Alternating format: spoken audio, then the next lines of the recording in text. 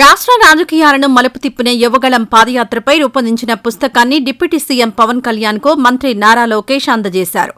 Cabinet సమావేశం సందర్భంగా ఈ రోజు ఉదయం సచివాలయంలో పుస్తక ప్రతిని డిప్యూటీ సీఎంకు మంత్రి అందజేశారు. ఈ సందర్భంగా మంత్రి లోకేష్ ను ఉప ముఖ్యమంత్రి అభినందించారు.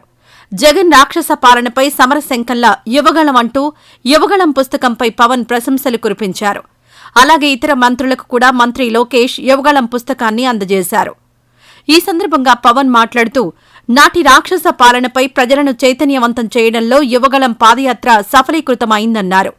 ఆనాటి అనుభవాలను కళ్లకి కట్టినట్లుగా పుస్తక రూపంలో తేవడంపై లోకేష్ ను ప్రశంసించారు. ఈ రోజుకు అరాచక పాలన అంతమై ఏడాది పూర్తయిందని, గత ప్రభుత్వ పాలన పీడకలను ఇప్పటికీ జనం మర్చిపోలేదన్నారు. యువగళం పాదయాత్ర నాటి అనుభవాలను ఈ సందర్భంగా డిప్యూటీ సీఎం పవన్ కళ్యాణ్తో యువనేత లోకేష్ పంచుకున్నారు.